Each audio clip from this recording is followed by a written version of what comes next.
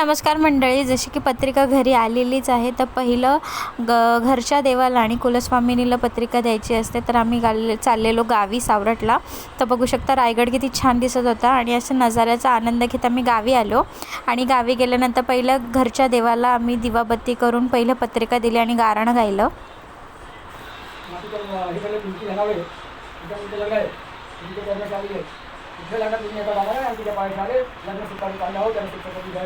आणि त्यांचा पाठी सुरू असेल अशी त्यांची कृपाने त्यांच्या पाठी चालली आणि असं गाणं गाऊन झाल्यानंतर त्यांना त्यांचा नारळ देऊन लग्न सुरळीत पार पाडू दे अशी मनोकामना त्यांच्या पुढे मांडली. आणि नंतर आम्ही गेलो खलईला आमच्या कुलस्वामिनीकडे.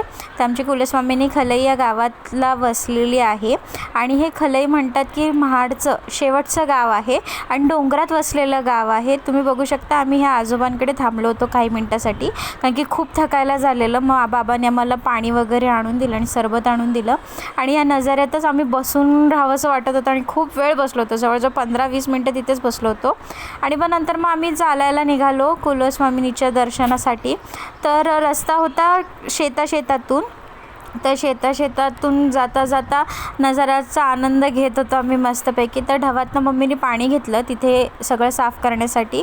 आणि मी तिथे गेल्यानंतर पहिलं तिला आंघोळ वगैरे घातली, तिला सजवलं आणि गाणं गायलं. मुलगीचं लग्न आहे.